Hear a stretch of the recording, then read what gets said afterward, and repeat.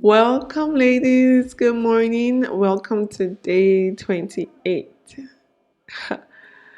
I recorded this a few times, but it wasn't quite flowing. And then I recorded a beautiful one and it got deleted. So, cry with me a little bit. So, let's dive into it. Today, we're talking about vision planning. So, write the vision. Habakkuk 2, verse 2. And the Lord answered me, write the vision, make it plain on tablets, so he may run who reads it. Vision planning, vision boarding. Oh, let's do this vision, let's start our mission. I think it's something that has become quite a bit of a buzzword. But cliche or not, it is one of those things that's really essential, right? I'm not going to get on a journey with you if you don't know where you're going, if you don't know why we're going, if you don't know what you're on about. I'm not running with you. In fact, you can't really run properly if you don't know what your goal is. Even those that go for leisure runs are running to stay fit or running because they need to clear their head. There's always a reason, and if you don't know what the reason is, then perhaps you should sit down before you run and figure out what you're about, right? Otherwise, you never know when you've accomplished it, you know. So, where are we going? What are we doing? Why are we doing this? Are we there yet? Those are not questions you want to be asking yourself or having others ask you when you're in the middle of a race, especially a race with hurdles like the life that we're living on earth. Those are questions you want to ask yourself before you start running so that you can know when you get there and you can gauge if you're on the right track.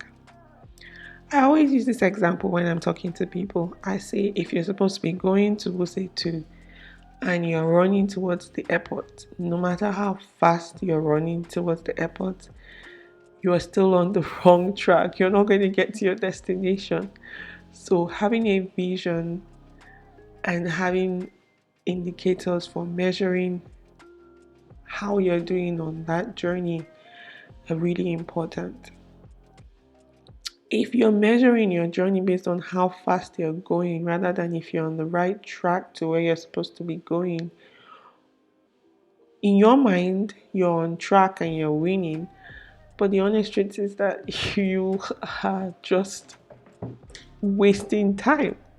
You are just running towards failure. So Habakkuk 2:2, I think it's one of those verses that's recited a lot when it comes to vision planning, right? Because it's so clearly stated. And I love this New Living Translation. It says, write my answer plainly on tablets so that a runner can carry the correct message to others. Wow. That's the Lord saying it, right? So obviously, before you want to have a vision, you have to ask the right questions so that you can write the answers plainly on tablets, right? And the first person to ask any of these questions is always God. God is the one that gives you the vision. You don't want to run with your own vision because, like I said, you might be thinking that the goal is to run fast, but he has a better goal in mind, which is to get to a destination that is good and fruitful for you. But you have decided your goal is to run fast. You need to start with asking God questions, and that starts with praying, right? You pray and say, God, help me.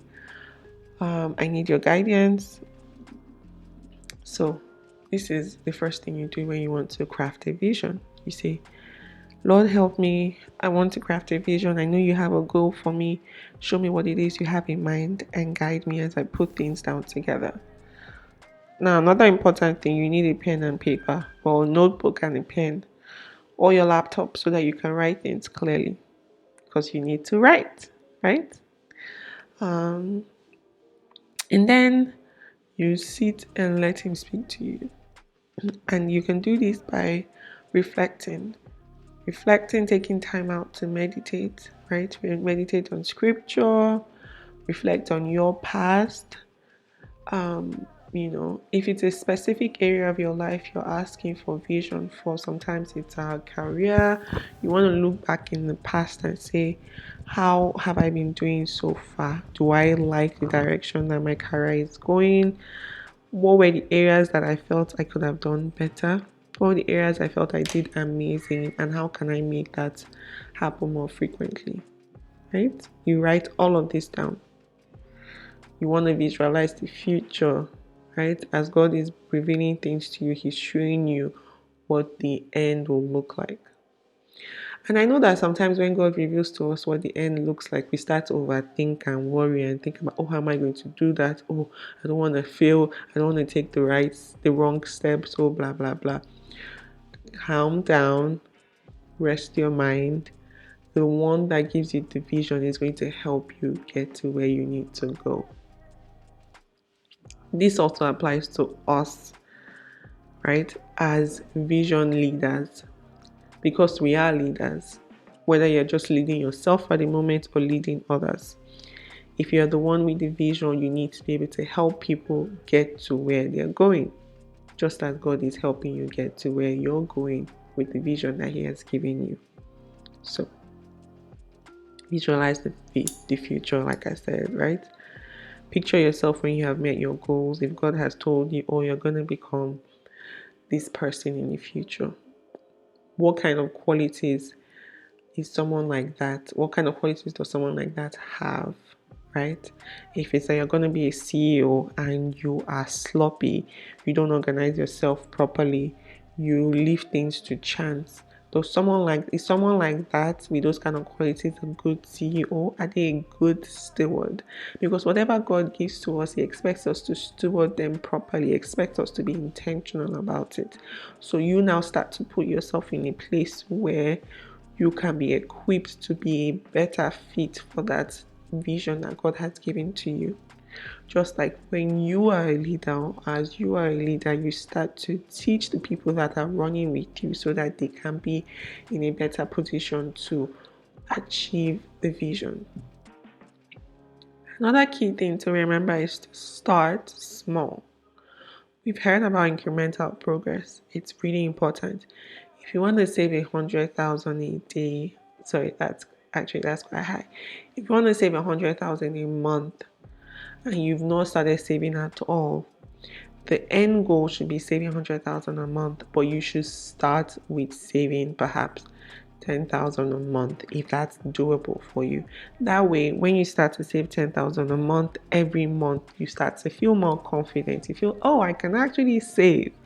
And then as you're saving the 10,000, you see, okay, let me increase it to 15 next month. Let me increase it to 20 in the next 5 months. And then over time, you see that you can do hard things. So don't bite too much at one time. Don't get overwhelmed. Don't stress yourself, right? The vision is not to overwhelm you now. It's not to accomplish now. It's for a season. It's for a time. It's for a period of time. So just break down those steps into daily, weekly, monthly goals or actionable steps. Another key thing is, how will you measure that you're going the right path? How will you measure your life? I've been trying to find a way to sneak that article in because I'm going to share it with you. I don't know how to share PDF on this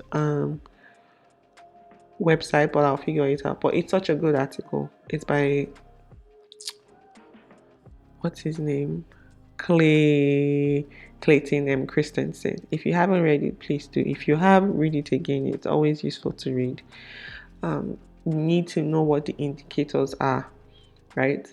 So it's just like when you're driving on the highway, there's signposts saying, oh, you're 5 kilometers away from Nana-Hauwa, and then there's those little milestones on the road, those kilometer things that tell you, oh, 5 kilometers, oh, 4 kilometers. It helps you gauge how far away or how close you are to your goals. You need those type of things in your vision planning as well. And then you need to review often, right? Take the time to reflect on the vision and tweak it as necessary, because as you are getting closer to your vision, the person that you are is changing. The things that you can do are changing. The things you want to do and changing. Your vision might get bigger. You might need to cut off some things. You might need to add something. So it's important that you're flexible and that you review often. And writing all these things down, right? You need to make it concise. You need to make it clear. You need to break it down in such a way that you can read it as you are running and others can read it as they are running, because the whole point is to run with it, right? You want it simple, you want it clear. Visualization is so important. When you see things often, you have it on your mirror, you have it on your wall, whatever it is. That's why vision boards are so key, right? You put those pictures on there so you can see what it is that you say you want to do.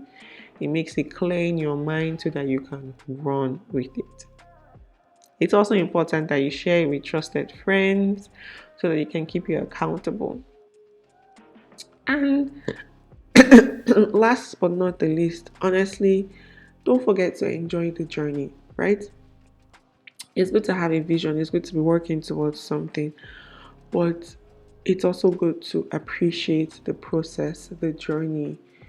You're not a robot, you're a human being, right? God has created you to not just to display his glory, but to also, he's made the world beautiful. He's given us the beautiful sky, the ocean, the trees, the rainbow, all kinds of beautiful things so that we can also enjoy him and enjoy spending time with others as well. So that's it. I hope that's clear. I hope that's helpful. If you need any guidance, as always, my emails are open. God bless you. God loves you. I love you too. Thank you. Bye.